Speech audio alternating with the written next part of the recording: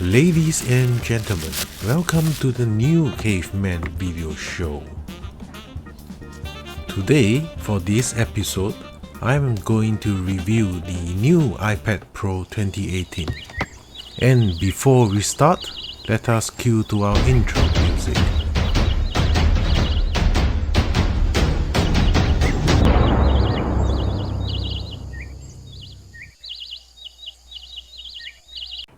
Apple has finally released a follow-up to their iPad Pro lineup, which was last released in June 2017.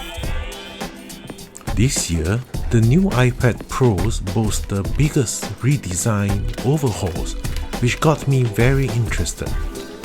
I've used the iPad Pro over a week now, and these are my thoughts. I shall talk about what I like about the new iPad Pro, followed by what I dislike about the new iPad Pro. My first like would be the new edge-to-edge screen. Apple has got rid of the home button. The result is an edge-to-edge all-screen design with uniform black bezels. You now get a much larger screen-to-body ratio thanks to the omission of the home button. Thanks to the liquid retina, similar to the iPhone XR, you also get to enjoy rounded corners on the screen, which does make the iPad Pro look very futuristic. This new redesign makes the iPad Pro a beauty to look at and is a fresh take on what iPads have traditionally looked like over the years. My second like would have to be the smaller footprint or the larger screen. To take advantage of the new redesign, we are now able to get the 12.9-inch iPad Pro in the smaller footprint. I've always been eyeing the 12.9-inch iPad Pro, but it has always looked like a behemoth that I cannot carry comfortably. Thanks to the removal of the home button, the redesigned 12.9-inch iPad Pro is now about the size of a paper, and it can finally fit my camera bag, the Twin Tank Retrospective 5. You can also enjoy a slightly enlarged 11-inch display housed in the same form factor of the previous 10.5-inch model. With just a thickness of 5.9mm, the iPad Pro feels incredibly comfortable to hold, especially obvious on the 12.9-inch model as compared to before. That is why I've always enjoyed the tapered designs of the 12-inch MacBook and the MacBook Airs. The tapered and thinner ends makes the device feel lighter as you tend to have a stronger grip. The thinness also makes the 12.9-inch feel like a piece of paper that I can comfortably flip around. My next like would have to be the performance. The new iPad Pros have gained such a huge performance boost thanks to the new A12X Bionic chip. Using the new Geekbench benchmarks, we see that the new iPad Pro can hit up to 5,000 for a single-core score and 18,000 for the multi-core score. To put it simply, for people who do not understand these numbers, this score has beaten most 2017 iMac configurations and all current 2018 13-inch MacBook Pro configurations. The graphics performance has also been marketed to rival that of the Xbox One S. My next like would have to be the new Apple Pencil. Many have hated the Apple Pencil first generation. They felt that it was hazardous and unglamorous to stuff the pencil into the lightning port to pair and charge. Many have also lost the cap covering the lightning connector. Thanks to the new redesign, you can now magnetically step on and store the pencil to the edge of the iPad Pro. This process will also charge and pair your pencil at the same time. which is a much more elegant 3-in-1 solution. The pencil also comes with a handy double tap feature. By default, the pencil lets you switch between the pencil mode and eraser mode, which is super handy when drawing or annotating. This can also be configured in settings for other functions like copying and pasting. The much welcome decision to replace the Lightning port with the USB-C port is finally here. You can now easily plug your cameras to your iPad to load photos, drive 5K displays, or use many other accessories without the Lightning adapters.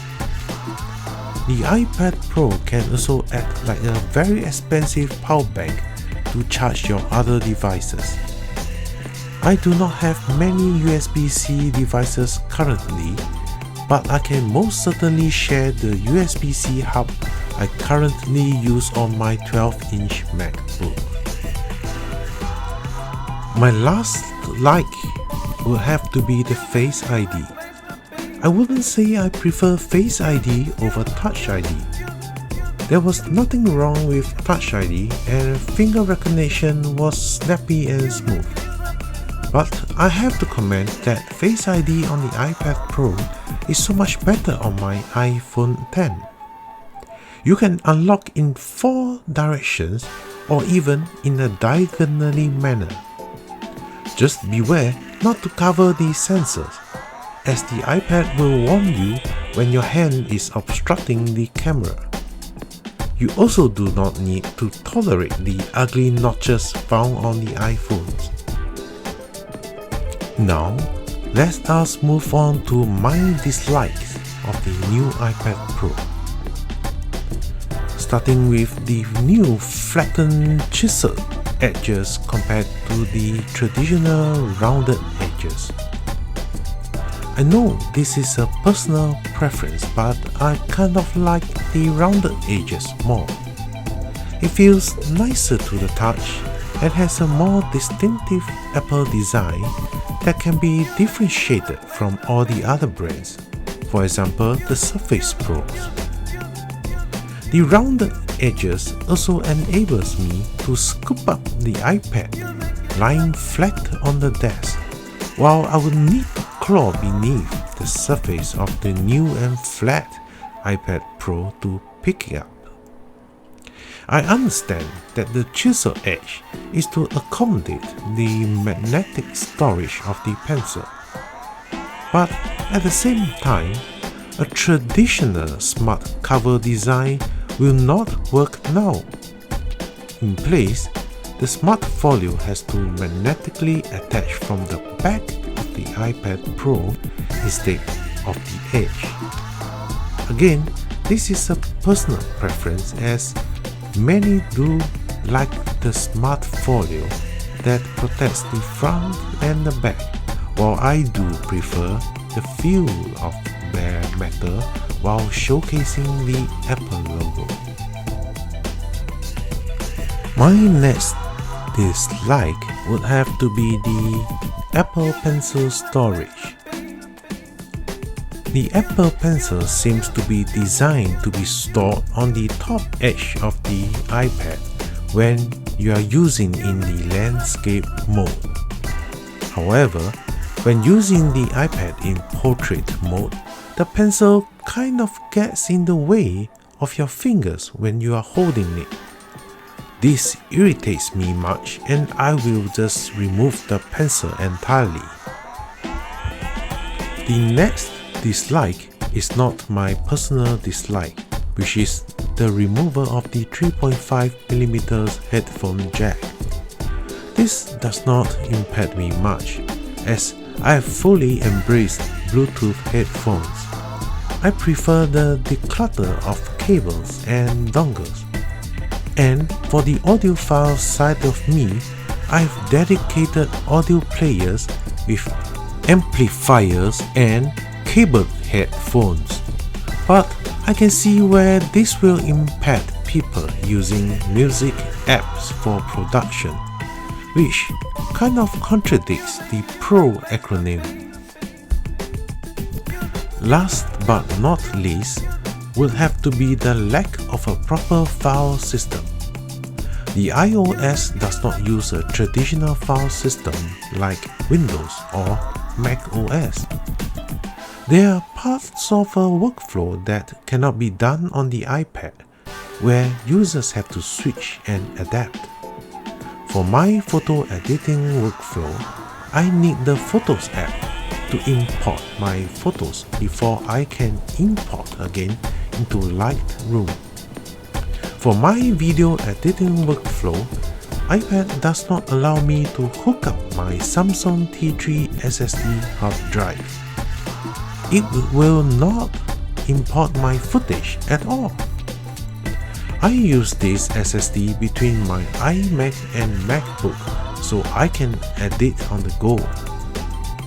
I have friends who also struggle to switch to an iPad as a laptop replacement for the same reason.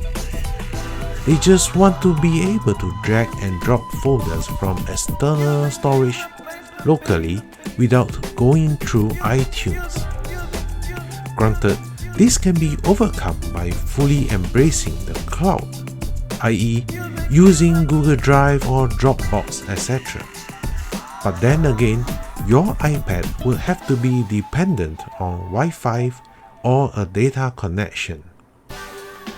As for my video editing workflow, it will be harder to switch between devices, and I will have to look for wireless hard disk drive options.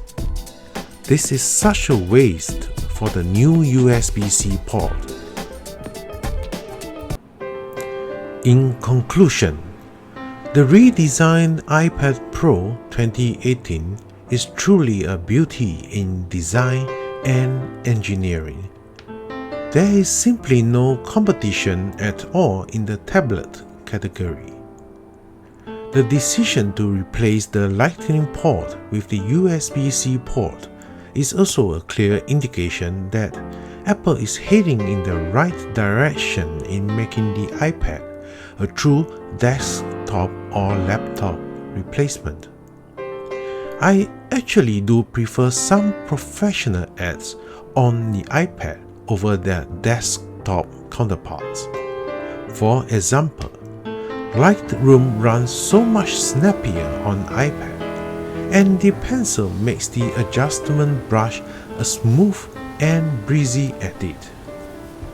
Both Affinity Photo and Affinity Designer works in a much more intuitive manner using the Apple Pencil as opposed to the keyboard and mouse input.